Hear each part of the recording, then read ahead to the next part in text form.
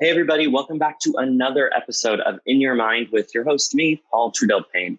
And I am beyond thrilled to welcome our next guest. Please help me welcome Ali. Ali, how are you? I am doing excellent. How are you? I'm great. I'm great. So I sort of, I guess, what was it? Like social media, I think, right? Like I came across, I saw it on social media and like, dude, we got to get this guy in. He's doing so many amazing things. And so Thank you. now Thank you. that's where we are. And before we even dive into those amazing things, because I swear I get myself in trouble, I break my own rules every episode, we have to start with the same question. So I do the same question every interview, and I like to start at the beginning. So if you wouldn't mind, my first question is, I want to know a little bit about Ali as a child.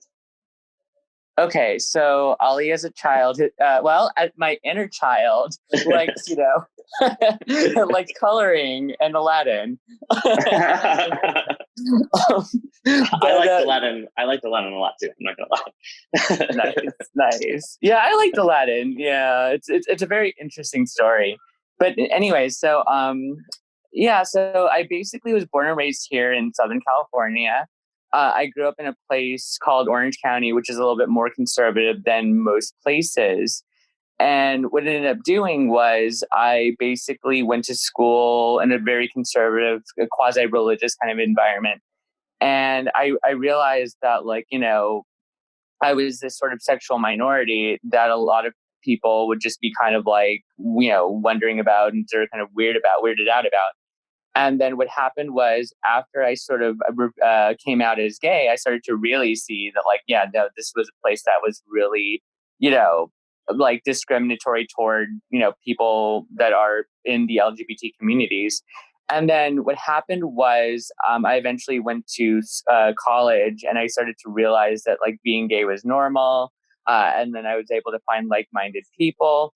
But then I also realized that as I understood that it was normal, I didn't really I kind of was I came of age during the queer folk generation. So I was wondering well, why am I not having the experiences like these men are having on queer folk?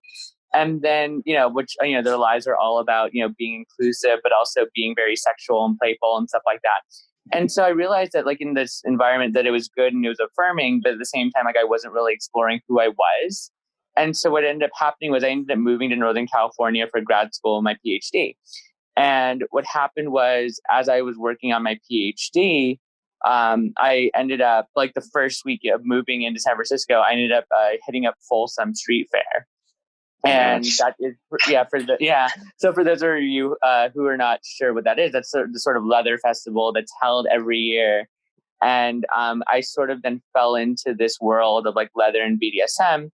And then what happened was as I sort of fell into it, I eventually started to do a lot of activism and to try to represent people of color within it. And then what happened was I joined an organization called Onyx. And then with Onyx, I ended up helping to raise awareness of people of color in the leather BDSM community. And what I did was I also raised money for various HIV/AIDS charities. And then eventually I'd win the title Mr. Long Beach Leather. And after I won the title, I became the first Pakistani-American to compete on an international stage in this sort of cultural arena. So... Yeah. So then what happened was the rest is sort of history from there. That's amazing. I mean, congratulations. That's I don't even know what it's like to be a trailblazer. So good for you. That's awesome. So that point when you went from Southern California to Northern, right? Grad school. Was that your first experience, I guess, with that world? That's first ever jump in.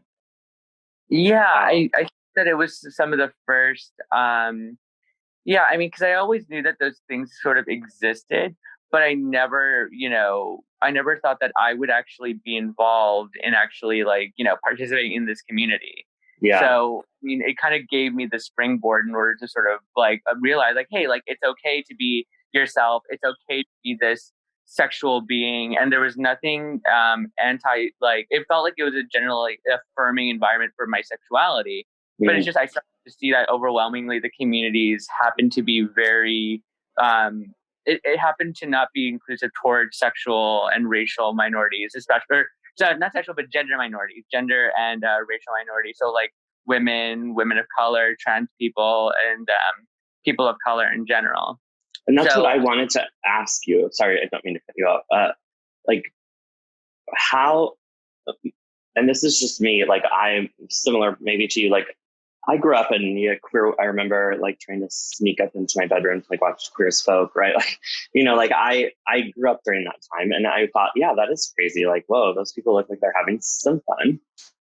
And my life was not that fun, and so I thought, like, cool, that would happen maybe once I came out, and then I did come out, coming down to San Francisco, and yeah, I wasn't. That was not the experience, right? It was not that TV show.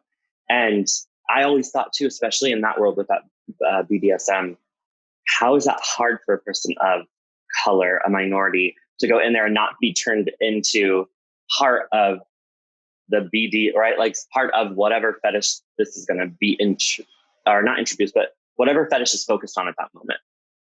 Yeah, and actually, I just wrote a Medium piece about that. Okay. Go ahead and mention this because it's like, in the piece what I do is I try to think about like leather after the BDSM world, and especially after Black Lives Matter. And so it was like, so basically like a lot of cultural institutions and representations within leather, I mean, they're interesting in terms of the fact that they're racy, they're sexy, they're all about sexuality and this sort of freedom of expression.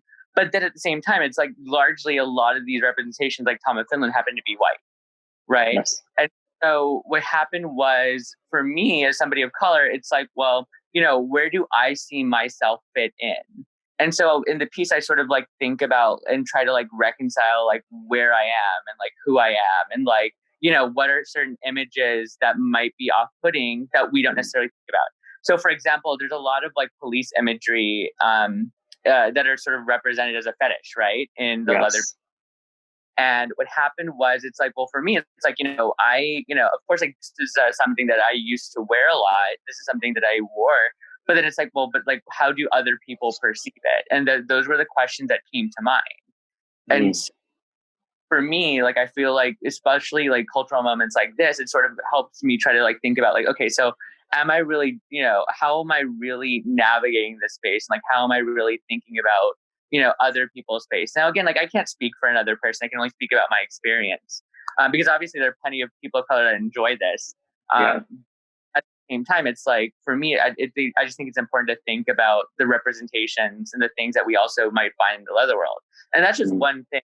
So, I mean, you have also the idea of the fetishization of something called race play, where sometimes, so basically race play sort of fetishizes and exoticizes like the master-slave dynamic. So, I mean, so again, it's that situation of like, well, you have even examples of play that can be problematic in terms of these sort of histories. So for me, like I sort of think about like I sort of put the questions on the table. It's like, well, what does this actually mean and why? I think it's so crazy, and this is why I believe in like the universe and all this stuff. I've never even heard of race play, no joke, until like maybe a couple days ago. And then now it's also coming up again with you. I've never once ever heard of that. And it actually only came up because I was talking with this a person I was going to be on their show, and we were talking about race, and we wanted to sort of talk about racism and the gay community and, experiences and, that whole idea. And I had told him like, oh yeah, I remember in college age, I probably was not in college in San Francisco at that time. I think I was in Seattle already, but someone had told, like I was on a date that, sort of went more than I thought it would go. And he wanted to he was saying weird things to me. So like I'm Mexican and white. And so he was saying a lot of stuff about like picking apples. Like he mentioned picking apples, like I don't even know how many times. And I was like, no, I didn't pick apples because I'm Mexican, right? But and then I could tell he really wanted to go to like this, you be a farm worker and I'll be the farm owner. Yeah. Whoa. And I was like, that's so weird. I didn't think of it. Right. I just thought like, what a weird thing to do. Like, I mean, we didn't go anywhere after that came out. But then this person I was talking to, he's the one that said, "Oh, that's actually race play." And I was like, "Okay, well, that's crazy. I didn't even know that that would be a thing that like you could turn into sexuality." Like, yeah, Right, and I think that in the LGBT community, like, and these and our queer communities, like, we know that all this idea of sexual fetishization and like sexual racism exists, but then now we're sort of developing that sort of vocabulary, as you sort of mentioned, right? Where it's like, well, hmm okay, so that was right. yeah. Yeah.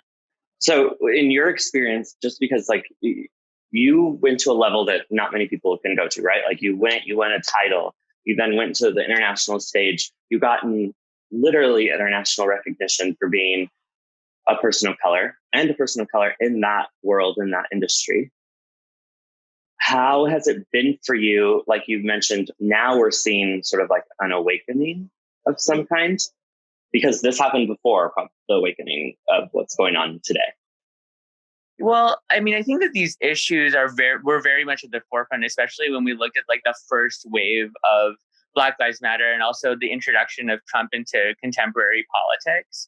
So, I mean, beginning my like leather trajectory as a leather title holder during that specific time, and it just so happened to be that I was training to be a professional sociologist. So, I mean, it's a strange alignment, but then I think even now, especially, because people started to see that like these acts of violence against people of color has been so horrific that it's like, oh yeah, like this is something that we need to now start to culturally recognize as well as politically. So yeah, I think that yeah, you're absolutely right, is that now this is sort of coming to the forefront. Yeah. And do you like how I had that moment of like, whoa, that's what that was?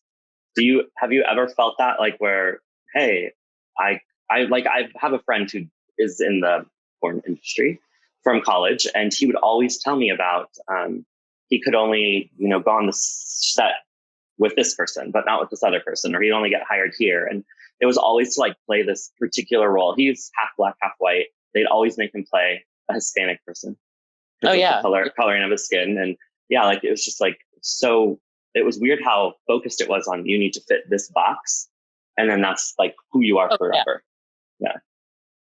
Oh, absolutely. And like, I think that like, yeah. So, I mean, for me, like I've gotten comments like, oh, well, I don't mean this in a bad way, but you're so articulate. Or like, yeah. It's like, yeah, see how articulated I am after like a drink or two. So like, yeah. Yeah. But yeah, but yeah, so you're so ticket, yeah, and I get this one constantly, like, where are you from, right? So that Mm. was like something that I was sort of that I always sort of dealt with as like as somebody in my 20s. I was just like, oh well, like I'm from Orange County. It's like, no, where are you really from? It's like, no, I'm from Mars. Like we're Yeah. yeah. So, yeah, I think that like, when we're sort of thinking about this, I think that when we're now having these conversations about equality, I think it's like now we're starting to recognize it's like, like maybe these things that we seem to have a sort of, a the devil's advocate approach to it. Now it's suddenly like, no, that's what it was. Yeah. So there's a greater recognition, you're right, of like, yeah, these struggles that we deal with are not just simple like microaggression, but they're indicative of these wider problems that we see. For example, with George Floyd and everybody else, it's like the step between you're the quote unquote you bounced a $20 bill to we're going to kill you. Yeah. So I mean, it's so we're starting to see that relationship between those inequities and the structural level, as well as how it affects our personal lives. And I think like that's such a smart point, because with all these conversations happening, I've been very lucky to be on a show here and a show there and be able to talk about my experience, which I think is key. And that's what I tell everybody. Like, I can only talk about mine, because mine is going to be very unique, right, to like anyone else's. Just like theirs would be unique to me. So with that, it's like these little things that, like we were just talking about, of like, oh, that's what that was. We didn't know it. And I think now that we're knowing it and being able to stop it or say, no, I'm not cool with that. It was weird because I feel like I grew up in a way where it's like, it was okay that people could come to me and say, what are you? because they didn't know, like, but that's really not okay, right? Like, when would you go up to a blonde person and say, like, what are you? Oh yeah. So like, it's those little things, and you're right, those micro sort of aggressions, and it's across all levels and also all ethnicities. I personally think, like, if you can fit into a minority category of any kind, you are exposed to something. And we've been taught that it's been okay that people get to question and, like, sort of, I guess, information gather, and you use you as a subject, but we have to be okay with it. Right. And I think that, like, now the good part is we're slowly starting to make that relationship between, like, you know, that one ad that we see, or like these sort of cultural figures, like, you know, the pancake syrup, right? The problematic pancake syrup, and like versus what we think about people overall. And so they're starting to develop that imagination, so to speak. Mm-hmm. I'm happy. I'm happy it's happening. I truly am, because it's like, you can't. I was just on this parenting panel, and they were talking about racism and having a child. It was specifically for gay men. So gay men that had a child that was of a different ethnicity. Oh, wow. And so like I'm half Mexican, half white. My husband is white. Our son is half black, half white. And so, like, that's a lot of different things happening. And, you know, at a park, I tell this story all the time, but like, if you're at a park, I have a son, he's half black, half white. He's obviously of not full Caucasian descent. So you can tell. And so, but if you watch parents, and I was like, maybe I'm just hypersensitive to it because I've experienced things, but I can watch that kid who's, you know, and I don't want to say blonde or blue eyed, just whatever it is, but this, you know, white child play and go around the park, getting closer and closer to my son at the park. And then, but I don't even really care about the kid. I watch the parents, because there's always that mom at the park that is walking a couple of feet behind her, and right before her son or daughter gets close enough to interact with my kid, picks the child up and is like, oh, it's time to go. And like, oh my God. No one would notice that. Like, no, I mean, I've actually been at the park, even, you know, with my husband, and said, did you not see, like, because you don't notice it, and he can't see it because he's never experienced it. So you don't even know, like, to look out for that. Right. Like, it's a weird thing to explain to people, but it's that kind of thing of like awakening and just being really hypersensitive to like who's judging you and who's noticing that you're so different that they're not okay with it. Yeah, and I'm really glad that you mentioned that, because I think that's a really important anecdote. And I think especially for, you know, when you are someone of color, have that experience growing up. I mean, it's like you're sensitive to these cultural signals that are being sent. And I think that that's sort of where my work sort of tries to fill that gap. So like, so for example, like in a workshop that I put on that I'm actually sort of now to coalesce in a more like formal way. You know, I try to sort of help and empower individuals to start not only noticing these cultural symbols, but also being now for certain communities, how do you affirm that this is happening? But then I think that on another level, when you're someone of color or any marginalized person that experience these things, like how do you then like deal with that, and like how do you negotiate that? Because it's like, I think for a long time, especially when we're looking at questions about mental health, like the mental health is always about, well, the individual, you can't control what everyone else does, but you can control what you do. But then it never questions that fundamental question of like, well, this is what's now happening, and this is basically unfair, and we shouldn't have to deal with this. Yeah. So, and I think that that's sort of the work now that I'm sort of developing, is that like, how can we now help you, how can we help marginalized people and people within dominant context sort of understand and come to a better realization that, one, it's okay to like recognize these things and not be confronted by it, but also on the flip side, it's like, well, now that we understand it, what do we do? Yeah. So gosh, that's important work. Yeah, thank you. And it's like, you know, that once we're able to sort of recognize, like, because I feel like this is not just about race, but I think this can go for anybody in any marginalized or oppressed position. Yeah. Where it's like, you know, like, for example, as a man, like there are certain things and subtle cues of sexism that I might not get. So, I mean, and the only reason why I know them is because I'm a scholar of sociology. Like I study diversity issues for a living. But at the same time, it's like, even though I personally don't get them, that doesn't mean they're not there.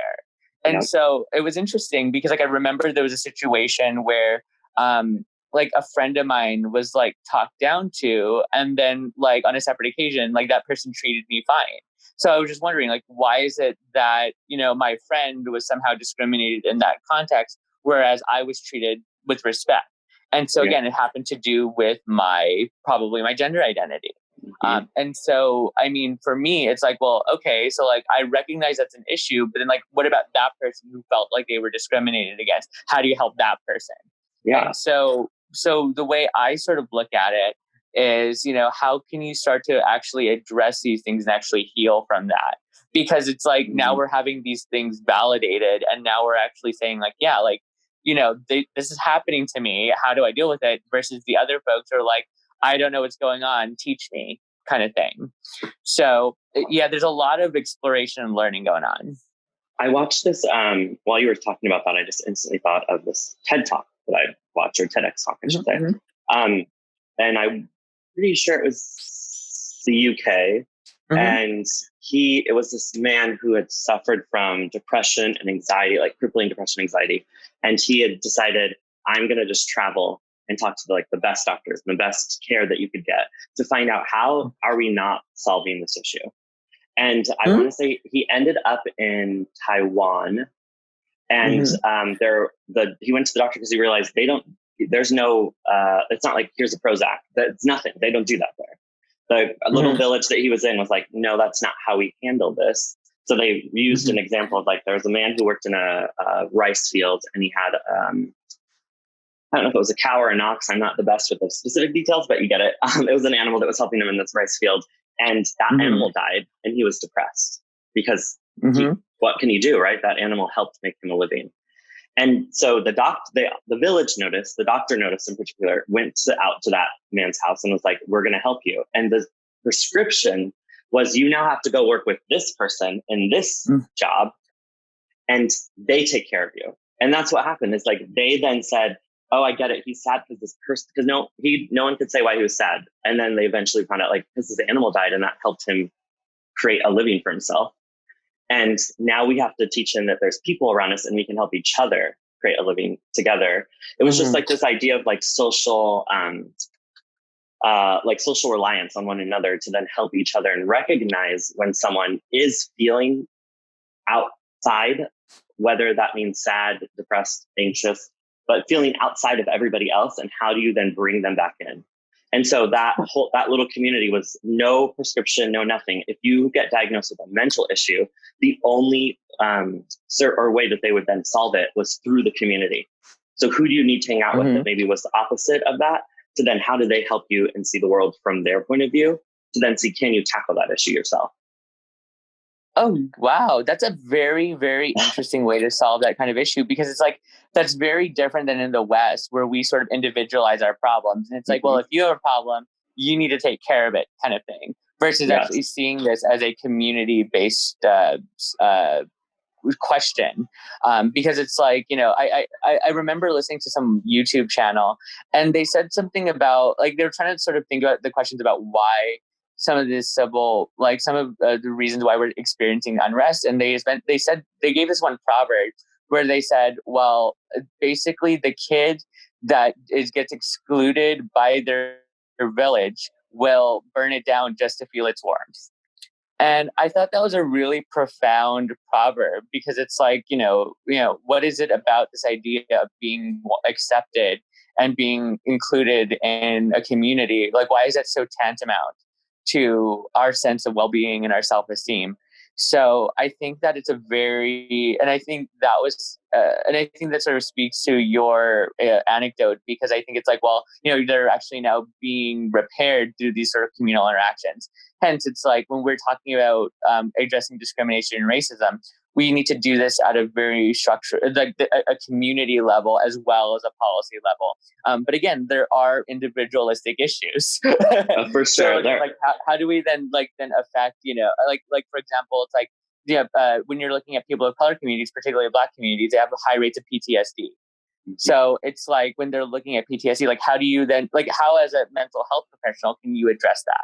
Now, obviously, I'm not a therapist, but I'm a sociologist, so I have a different lens in which I see this. But basically, it's like when you're looking at questions about PTSD, it's like, well, what are the things that are happening on a daily basis that's creating, these anxiety and traumas? And it goes back to what we were discussing about 15 minutes earlier, right? Which is like, it's the little interactions every day that make, life suck. Yeah. And it's like environmental, right? I mean, it's just like your health, how the environment can, make you healthy or less healthy depending on the air quality you breathe and the light that you get. And this is the same thing. The mental health is not just inside my head. It also gets affected by what environment we're placed in and how people then interact with you. Absolutely. And then what happens is, then we then start to see like even the larger health disparities, not just mental health, but even physical health, questions about why Black communities are affected disproportionately by diabetes, like why Black communities are even affected by COVID. Like, again, all of this data is now coming out and it's like, well, what are these illnesses then? Because again, like we think about it as like, oh my God, I'm going to get COVID. It's like an individual thing, but it's like, no, these are very much structural problems. And unfortunately, it's like we cannot divorce our history and the history of Western Europe and the United States from these sort of structural problems. So so now we're beginning to think that way. And again, like, we see it subtly with the acknowledgement of Juneteenth.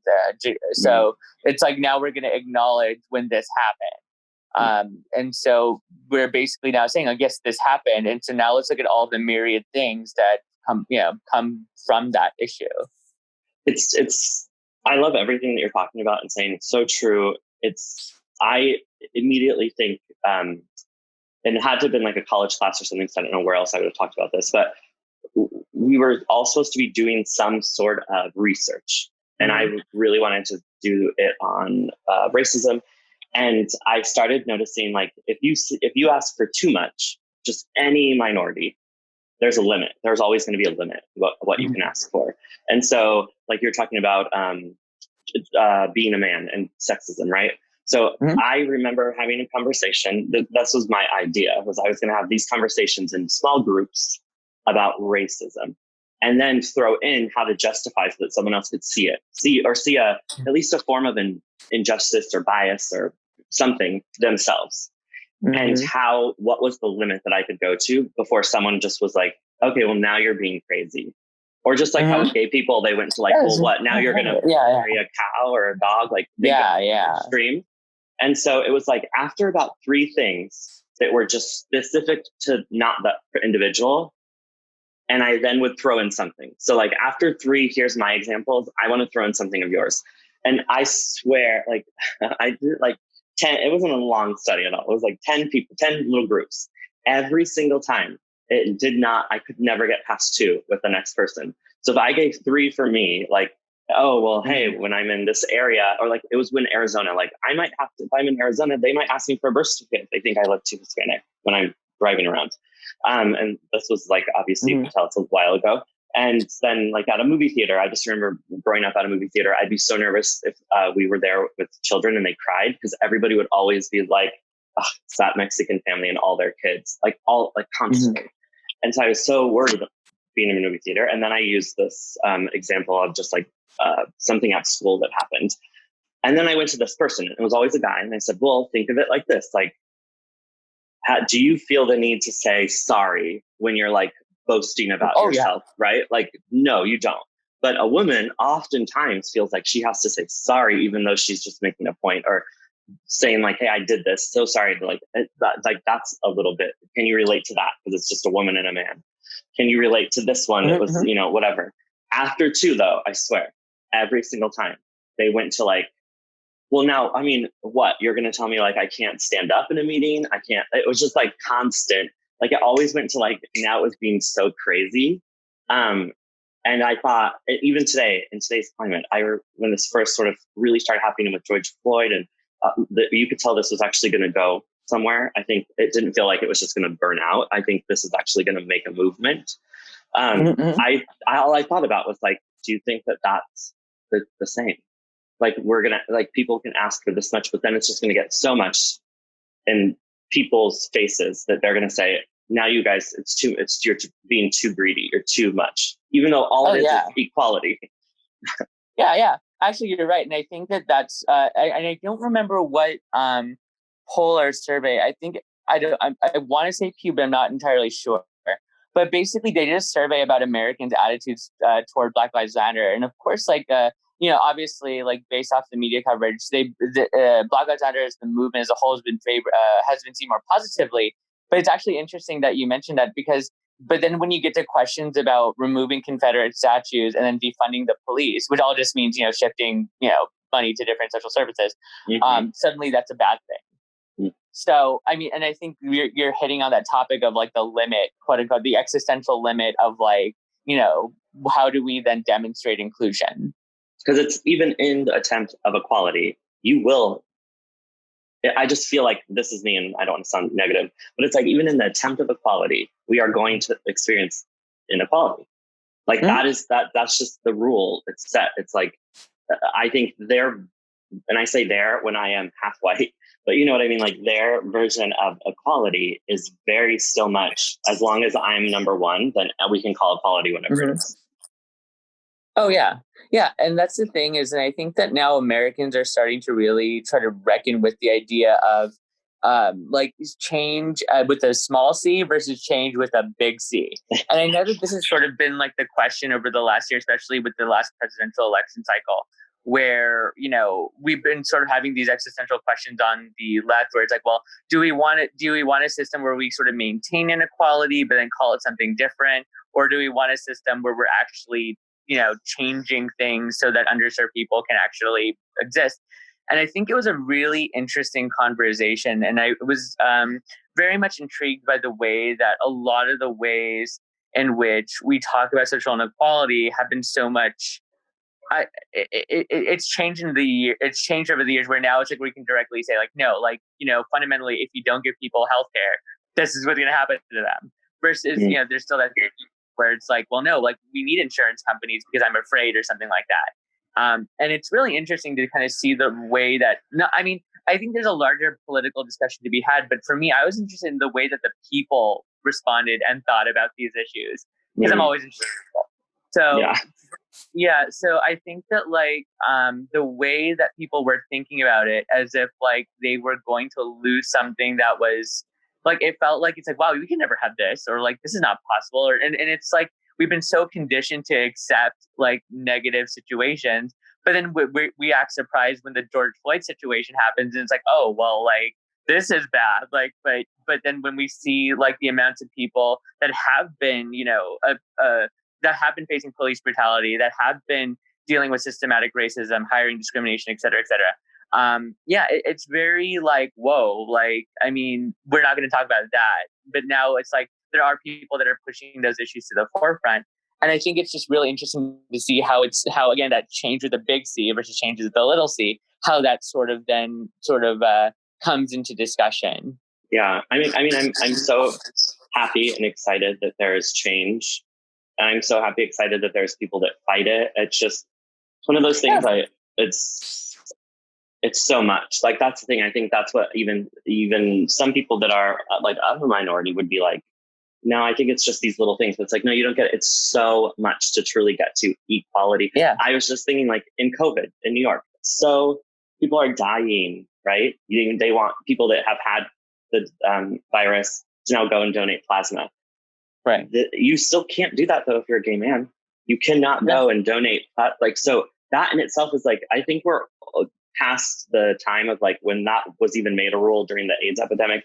That was a different time. We are very much in a different place that rule should go away, because there's people then that could potentially save lives that you're just saying no to because they might have sex with them. I just like, I can't, like equality across the board. There's so much that's not equal that it's like, I know I just in my, like if I were above watching everything, I'm like, what? That's what I feel like all the time. Like, is today the day where it's too much? Did we ask too much today? Right. And this is sort of where I like think about like, okay, so, and I think it sort of brings me to the question, like who or what is the average American? Like, so when people talk about like we talk about, oh, the average American says this, or like, this is what someone, I'm like, but like, who is this person? And actually like when I was doing, when I was going to different events across the country, like places like in Chicago, places like in, I think it was Washington, I can't remember, like a different states and stuff like that. Like, it was really interesting because I think that was the first time I really had experience outside of California and outside of the West Coast. And I was like, wow, like I had no idea that um, it really kind of gave me perspective to understand, where people actually lie in this country. And it was really interesting because it's like, I think, I'm I teach courses on race and diversity and stuff like that. And like, I was like, oh, so, I know it from a theoretical standpoint, but, it was interesting because like, I actually got to see like, oh, wow, like there are communities out there that are hyper religious, or there are communities out there that, dealt with the New Orleans crisis way back, in the early 2000s, and they're struggling, and then they're rebuilding communities, and it's like, wow, like it affected certain people, and it's like it was just sort of like surreal to actually like put these experiences into that sort of context that I had learned about. And so I really was just like, wow, like it was just so mind blowing at the time, and it shouldn't be mind blowing, but it's just like, wow, like this is America, like, and it's like these are the people in it, and it was just like, okay, so now I understand, like, why somebody would be anti free healthcare, because that's what their context is. Like I remember there's this one book that Arlie Huckshield did. And for those of you who aren't aware, Arlie Huckshield is a sociologist out of Berkeley, and she basically interviewed white communities to see why they're so white communities in the South, to see why they're so conservative. And it's interesting because her respondents to the people that she interviewed talked about like, well, like I live in a place where in the Bayou where everything is all run down and like nobody's fixing it for me. So why should I trust the government to fix it? So it really puts their of course, like I understand how racism works, but it's just like, wow, like I never thought about it that way. To be like, oh wow, so like they've been really screwed over. And so like obviously, like it casts a very interesting perspective in terms of like, well, this is what America is. So when you talk about the average American, it's like, well, like who really is American? Like, why are they saying what they're saying? So like, I just think like it's that I've never asked that question, but I actually love that. Like, I'm like, please go write a piece on who the average American is, or go write a book, because that in itself is amazing. Because I think like I just have this gut feeling that if we really could study that, right, and find out, this average American that people say is probably from like the 1940s. And it's probably literally someone who does not exist today. And it's just this idea. Well, but it's interesting because that you mentioned that, because I think that like, on the onset of the founding of this country, like we've been sort of, reconciling with that question, like what is America and who is an American? And I mean, you basically see this in the early formation of the Constitution. Again, like, like for example, with Black communities or Black people counted as 2/3 of the population, or 2/3 of a person when you're looking at population count, right? So, I mean, it's really fascinating to think about like, okay, so if this is how they thought about these issues, and then going back all the way post Reconstruction to be like, well, like you now have the 14th Amendment that says Black people are now people, and now not just people, but American citizens, which is actually a very interesting distinction, because they're not saying that they're people, but they're using the term citizen.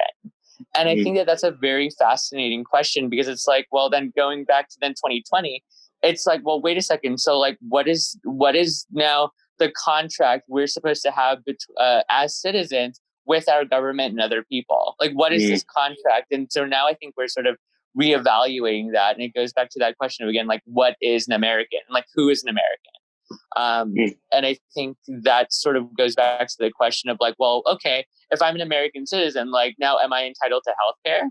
Am I entitled to, basically not being in debt for like 2/3 or 3/4 of my life or something like that? Yeah. So, I mean, it's really interesting to now ask these questions at a time where, we're starting to come to the realization that not everybody's been treated equally. And not only not everybody's been treated equally, but not everybody's counted as a person. Because I mean, like, would anybody realistically harm or do that kind of harm to another person? Mm. So there's the question of personhood, citizenship, and like what it means to be an American. And it's like you look at other countries, and it's like, well, yeah, I mean, racism is pretty much everywhere. Hence why Black Lives Matter became an international movement. Yeah.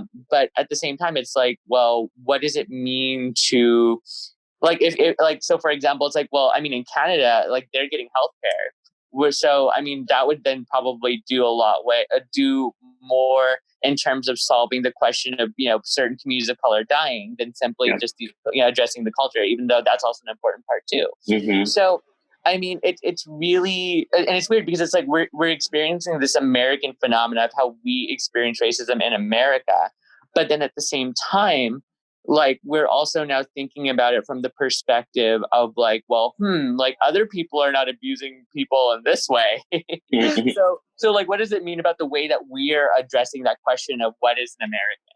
Yeah, that's so powerful. I'm telling you, that's your thing. Please take it and run with it. What is in America? That is amazing. Yeah, and that's why I did the leather thing. I mean, Yeah, it was yeah. go. Yeah. Well, that's why I did the leather thing, because it's like, you know, again, it's the question of citizenship more than anything, because it's like when you're talking about questions about like what is an American, what is an American citizen, it's like, well, I, as an American citizen, like I have a right to express myself any way I can without obviously harming another person. But then Yeah. at the same time, it's like, well, if I'm expressing myself in this context as in a sexual way, like how am I going to be read? Mm-hmm. And so then it comes to the point of, well, like, are we as society, like, are we granting citizenship to these people? And especially when you're compounding issues like HIV, questions around sex worker rights, and all these other questions. Mm-hmm. It's like, well, are they not American too? So, I mean, it's like, well, I mean, like, where is this going, and what direction are we going with when we're asking that question? What is an American? It's crazy because it's like I'm not like a huge sci-fi person, but I've watched a couple shows here and there, and I this, by the way, was like, I will admit, it was like over drinks, so it wasn't like we were the most coherent at that time. But it was very much like this idea of like, you know, what's going to have to happen. It's sort of like one of those sci-fi movies where it's like, we now need to go colonize another country and start from scratch for anything to really like make a change, because it was built so deeply on like who that person who wrote this was, or who that person who lived at that point was. And now everything's been based off of that point with no change, with no evolution, and like sort of counted for. And so, yes, that who is that American? It's like, yeah, 1940 or 14 something. I don't know. Like it's that person, it's white man, whatever. And I also like, obviously not all white people are like this. It's just that person made it this way. And so we keep basing it off of this way that that person was. And it's like, we evolved though. There's more people here. There's immigrants. There's so many people, and that should be a reflection. And it's just not. And it's so ingrained. It's like, I think of it as like a contract, like what you're talking about of sex worker rights or gay rights or things. It's like, when do I not become the citizen because I've chosen to express myself or live myself in a certain way? Just like a contract. Here's the bolds. Do you agree to all this? Oh, but don't forget the fine print that you cannot read without a magnifying glass at the bottom, because those are the extra rules that we're putting into. It's like, that's actually the agreement we signed up for. It's, yep, we're all citizens, but at the bottom is, and if I view you different or if I feel uncomfortable, you no longer are one. That was like the extra thing that's shoved in there. Well, actually, that's actually what happened. Yeah, right.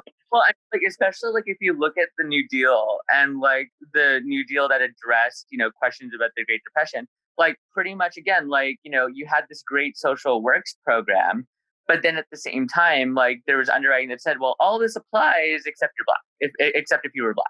And then at that point, you kind of got screwed over. So, I mean, then when you look at questions about wealth creation and basically the formation of the middle class in the 50s, 60s, and onwards, it's like we wonder why there is disparity, you know. So it's a question for me. So actually, you're not far off when you're saying that there is underwriting, because it actually was. Yeah. But I think when you talk about even science fiction, I mean, like, I think the best example of that is The Handmaid's Tale.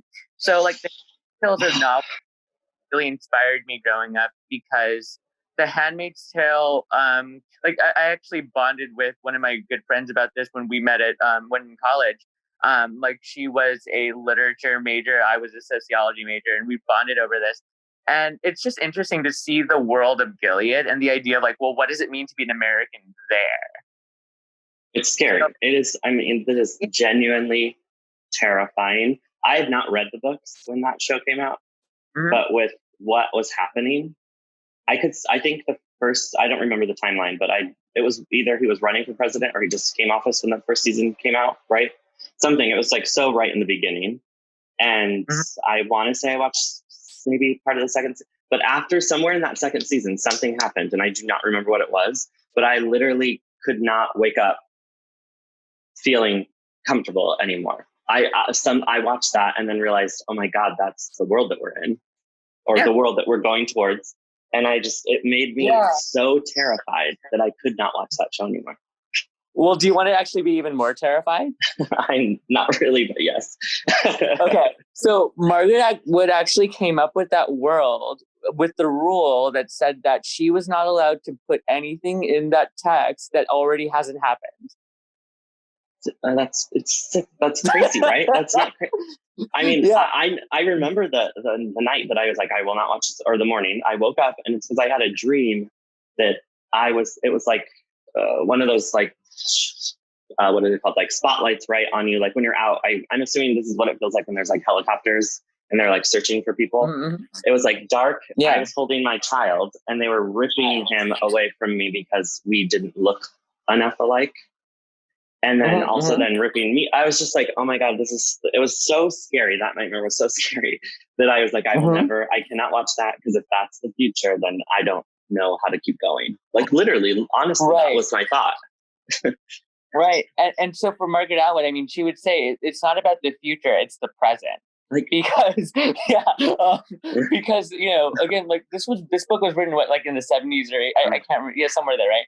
And, all those things that happened that you see in the first season actually happened in various countries and other places. And she was sort of just seeing what was happening with the religious right. And then she was just sort of integrating that with other world events. So, I mean, so then even that now, like thinking about that in 2020, where, I mean, you're trying to imagine like, what is an American citizen? And you're trying to think about like, okay, so if in America it means capitulating to authority, even though we're saying we're offering democracy, it's just a question of democracy for whom. Yeah. And so I think that's the major thesis is like, democracy for whom, and what are the caveats? And I think that, Atwood takes us in an interesting direction in the shows, because I mean, she shows that there's some sort of play and maneuvering within the system, but then even then, like there's still like for example, Serena Joy, I think she's a fascinating character that that's sort of examined in The Handmaid's Tale, and like it's really interesting to see her limits, to see like where she's in, because she has power.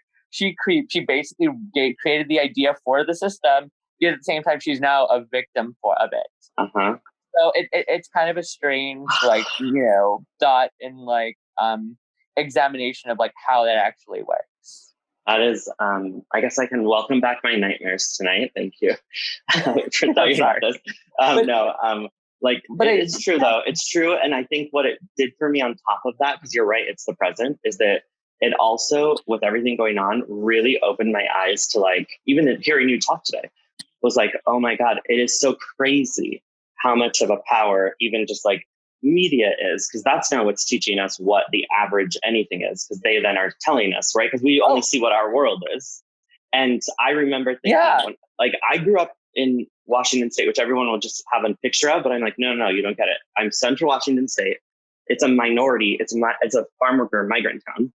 Plus, we're on a reservation because it's Washington. So so there was literal reservation, like a fence out. Here's houses. Here's where the Native American community lived when you entered our city, and they had like different rules. There was their police and then our police, right? And then going to Seattle, after graduating high school, then there's a huge Asian community, and knowing like, oh, this is what happened to Asian people during this time in history, and they got put in camps. And I was just like, I don't know if it's just like, no child should know all of those things, but something about all of those things happening and realizing that happened in this country and not not long ago. And then honestly, for me, it was like, once I saw Arbery Abram and see that someone could just go running, and I was just like, I'm officially overwhelmed by what is happening here. Right, right. And I think that that's really important that you said the media is really important, because for me, like, I see media and media representation, I mean, as not only tantamount to these issues, because I feel like it sets the agenda for the rest of the country, but it's really think that when you are in the media, especially when you're a journalist or you're doing YouTube videos or you're doing podcasting, I really view it to some degree as social work, because it's like you're basically trying to highlight stories and conversations that aren't necessarily, that people should, actually be aware of. And I think it's so important, because as we're now coming to this age, I feel like, people like me in our place in it is to sort of help the media and the community of journalists and podcasters and YouTube artists to sort of represent, these stories, and to give them tools in order to do that. So what I've been doing personally is I've been developing workshops and courses for people in the industry that which is YouTube people, podcasts, and other people that are professional journalists. So to basically get them to sort of understand diversity. And so what I do is I develop techniques in order for them to basically be able to actually understand it. So that's sort of my next venture, is sort of coming into helping individuals, like, develop to sort of not only understand diversity, but also ways to represent that. I love that. Thank you. Yeah. So basically, I feel like at this point, like, we're starting, as you mentioned before, we are at this cultural moment where people now are starting to become awakened to these issues. But then at the same time, as they start to become awakened, then the question is, like, what do we do? And so thinking about the training, think about the training that like an average journalist might have in terms of representing these topics. I mean, they know how to they know how to write an article, but then the question is, like, are they sensitive to language? Are they sensitive to experiences that they're not familiar with, or like, are they sent so? And I think that this is actually now important, because now I feel like it's the task is now for people like me to sort of help those individuals come into their own, and being able to like use the platforms that they have in order to help marginalized people in order to kind of make society better. So yeah. Well, that's a huge task. Thank you for taking that on for all of us, because it's needed. And I already knew that. I was like, dude, I don't know how I'm going to fit my 30-minute interview into this guy. I already knew I was going to have to go way over, because I wanted to talk to you so much. And I was just like, I think I should have been a sociologist. I like, now being this old, knowing like, I love that, because that's all I do now, even though I'm so far from it. I went for like PR and marketing, but sort of people. And yeah, what I wanted to ask you, because I want to respect time, is a final question, which is good for you too, because I know you're doing such important work. And when we talk about media and we talk about presence and exposure, right, and representation, even, it is about, do you see yourself? I mean, it's a simple concept. Do you see yourself, whether that's in feeling or in physicality, in this person or this story or this writing or whatever that we are experiencing? And so, yes, I think that we have to be able to say all of these stories that are told, how diverse, how different, are supposed to be told, because someone gets to see themselves, right? That's the only way that we can then grow up. That's also the only way I think that we could fully understand what an American is, by saying I've like experienced all of these places. Because just like you growing up in Orange County, me growing up in Washington, I'm not, I mean, my easiest story of like how untouched or unattached I was like, I just assumed everybody was Mexican, because I was Mexican. So when I went to New York and saw other Hispanic people, which I tell you, if you haven't been to New York, get ready. If you do not know that this one's Puerto Rican, or he's from Nicaragua, or he's Colombian, or they are like not about it. So when I'm like, hey, there's a Mexican, like, no, dude, that guy's from Venezuela. Like, I mean, which is true. You should, I would too, right? I'd be like, dude, I'm not. Like, people would always be like, are you Italian? Are you Middle Eastern? Are you like, because they want to classify you into something, right? And so it's like, no, I'm this. But I thought I was awoke, right? Because I'm like, I'm Hispanic, I'm a minority, I've seen oppression. Now I go there and they're like, no, you don't know anything. It's like that level of like, we only know our immediate surrounding. our immediate experience. You do not know how diverse and how crazy, for lack of a better word, this entire country is. It's just layered. It's layered and layered and layered. Yeah, and actually that's really important because like a lot of the press work that I've done, like the New York Times, the LA Times, it's done in an American context. So like when other like South Asians and Muslims see my work from other countries, it's very interesting like having conversations with them because their issues and the way that they deal with problems, like for example, like questions about like, oh well, I'm forced to marry a woman because I'm afraid everybody's going to find out I'm gay, and then that would basically lose my family and friends, et cetera, et cetera. So it's interesting because coming from an American context, it's like how can my work then translate to help these people?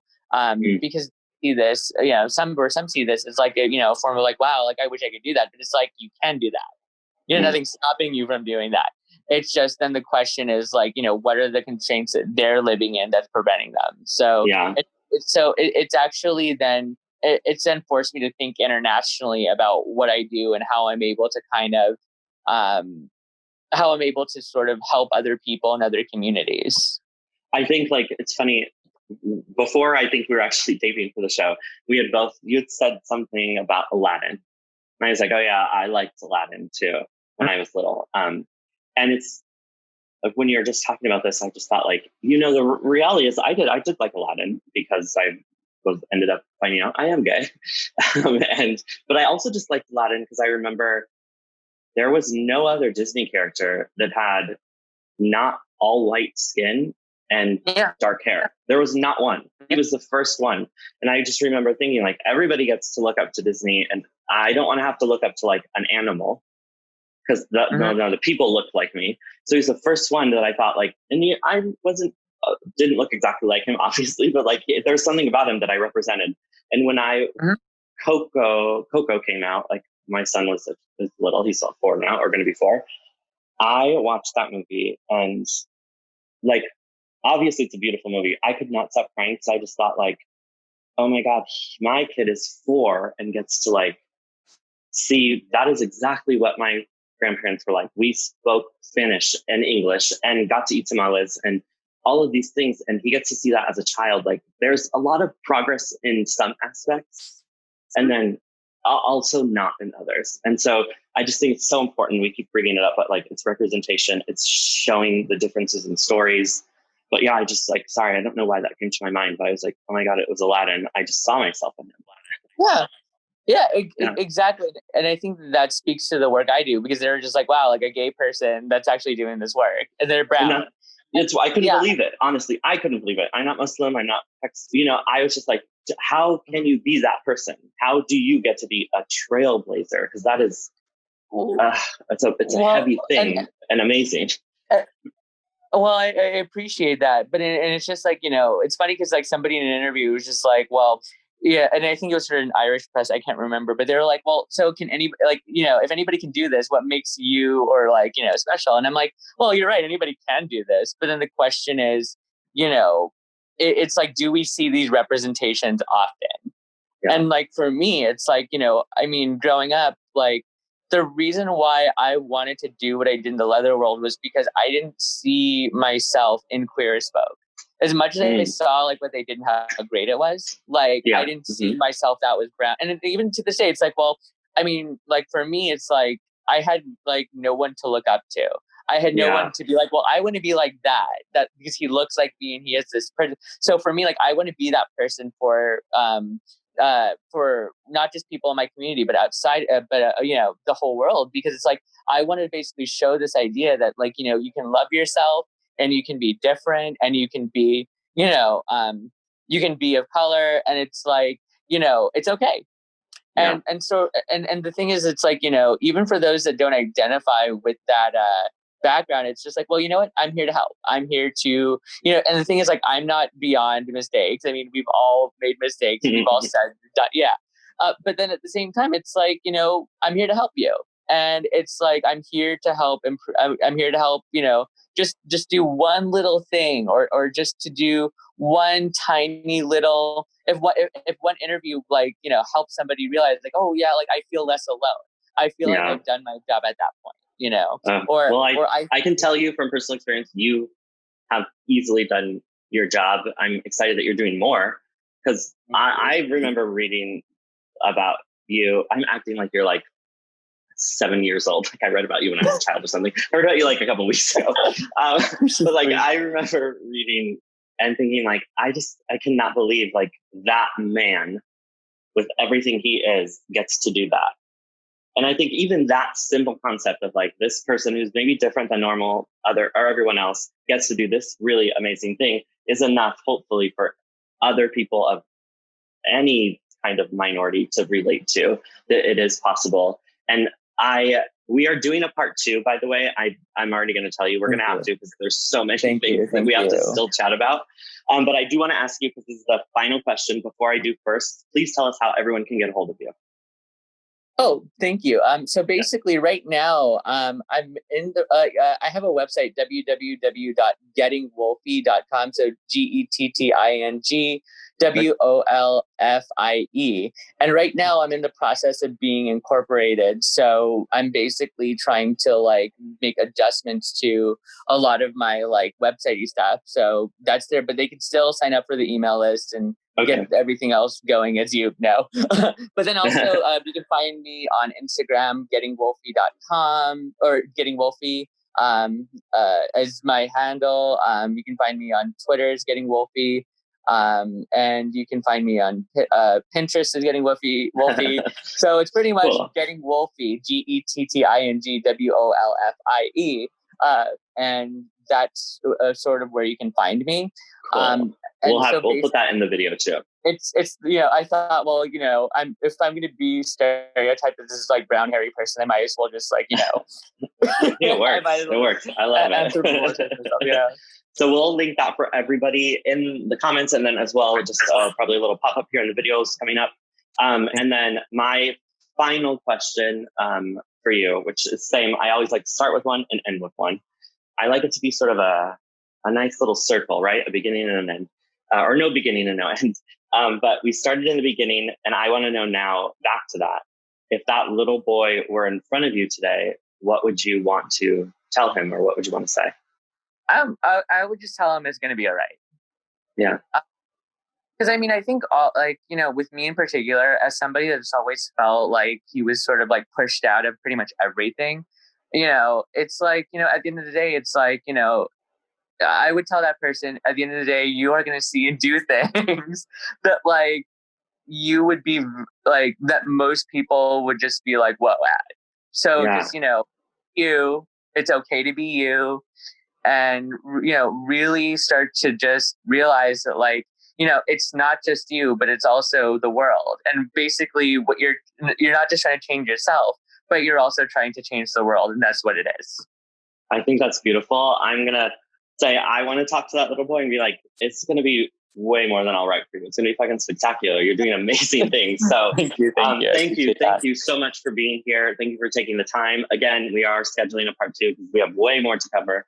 Thank you for that. Yeah, thank you. Like I cannot, I can't even think of the words. I just love these kinds of conversations that are so open and so like real, truly, right? And people like you that are brave enough to sort of go and start these movements, even just by being yourself. Like, I think it's amazing. So thank you so much for that. Thank you. Thank you very much. I appreciate it. And thank you for the time to have me. I mean, it's really been a pleasure. And, I honestly, I'm grateful that you've given me this opportunity, because it's like, I feel like more people, need that validation at a time more than ever, especially when in a time everybody feels isolated, because of the virus, and because of the fact that, we feel like we can't, we can't like, reach out and like help other people. So, thank you so much for giving me the opportunity. Anytime. All right, guys. Well, I want to thank you guys for tuning in also, and we will see you guys next week. So have a good one. See ya.